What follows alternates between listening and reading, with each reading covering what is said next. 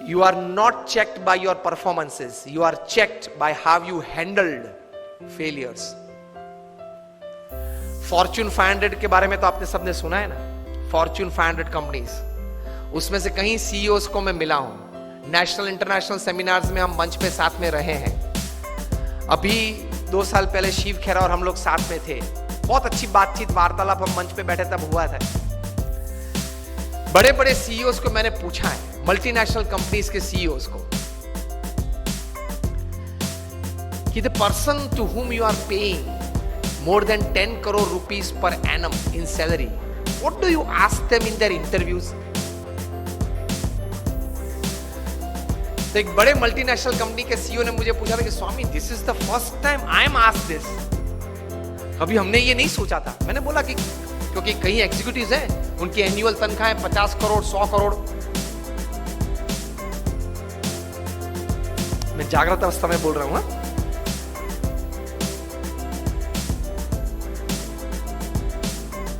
बहुत बड़ी सॉफ्टवेयर बनाने वाली कंपनी है,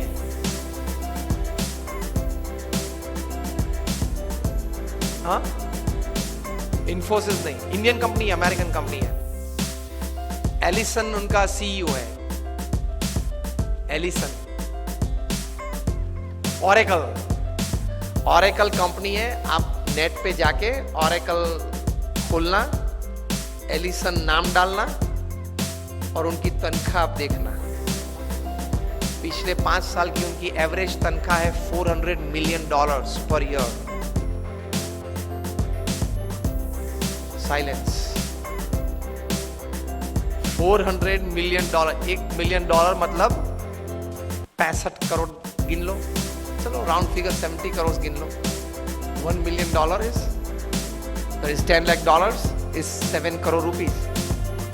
So 400 million is 2800 crore rupees per annum salary. अब देख लेना, मैं नाम देता हूं, Ellison, ELLISON, he is the CEO of Oracle. अब नाम देख लेना।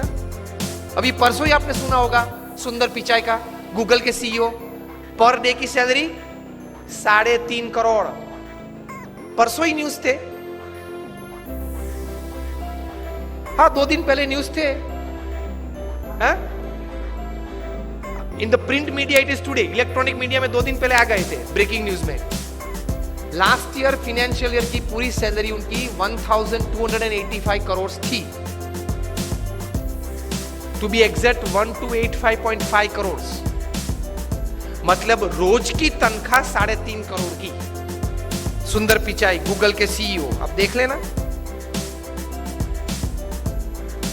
मैंने इनको पूछा, इनकी एमएनसी की टर्नओवर थी 2.5 लाख करोड़ की।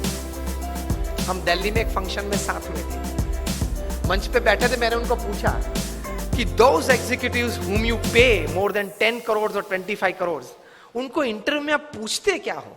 क्योंकि उनके पास डिग्रीज तो एक्स्ट्रा ऑर्डिनरी है, he is a double MBA from LSE और हार्वर्ड, एकेडमिक्स तो पूछना नहीं है। इतनी बड़ी तनख्वाह देते हो तो वो 10-15 साल का अनुभव तो है उसको। 10-15 साल में उसने 50,000 करोड़ 1 लाख करोड़ मैनेज किए हैं, हर साल टर्नओवर किया है। ऐसी कंपनीज में ही बड़ी बड़ी पोजीशंस में वे रहे हैं। तो उनको नेटवर्किंग में पूछना नहीं है, एडमिनिस्ट्रेशन में पूछना नहीं है, HR में पूछना नहीं है, मैनेजमेंट में पूछना नहीं है, ग्रोथ के बारे में आपकी क्या सोच है वो पूछना नहीं है। आप पूछते क्या हो उनको इंटरव्यू में? उन्होंने मुझे एक बहुत अच्छी बात बताई कि स्वामी जी, इन कक्षा के लोगों को जिनको हम ये प्रकार की तनख्वाह देते हैं, उनको इंटरव्यू में एक ही प्रश्न पूछते। I was like very surprised. मैंने बोला एक ही प्रश्न पूछते हो कहाँ? और उनका उत्तर वे 20-25 मिनट तक देते हैं, तभी उत्तर पूरा बनता है। That was more surprising. I said, what do you ask? He said, हम एक ही प्रश्न पूछते और ये पूछते हैं, describe a big failure in your life and how did you handle it? प्रश्न क्या पूछते हैं इन कक्षा के लोगों को? Describe a big failure in your life. आपके परफॉर्मेंस के बारे में हमें कुछ पूछना नहीं है कि मैं पहली कंपनी में था, वहां 200% सेल बढ़ा दिया, दूसरी कंपनी में था, वहां 500% ग्रोथ कर दिया। वो हमें नहीं सुनना है। वो था आप लोग सब जो यहां बैठे हो, जो इंटरव्यू वाले देने आए हो, जिनको हम ये तनख्वाह देने वाले, सबके पास ऐसी ऐसी परफॉर्मेंस स्टोरीज है, ये कॉमन है, ये हमको नहीं पूछना। पूछना क्या है? Describe a big failure of your life and how did you handle it. Simple. Performance से आपका कैलिबर का टेस्टिंग नहीं होता, वो तो किसी को भी चांस मिल जाता है, प्लेटफॉर्म मिल जाता है तो कूद लेता है। How did you handle failure? How did you handle a setback?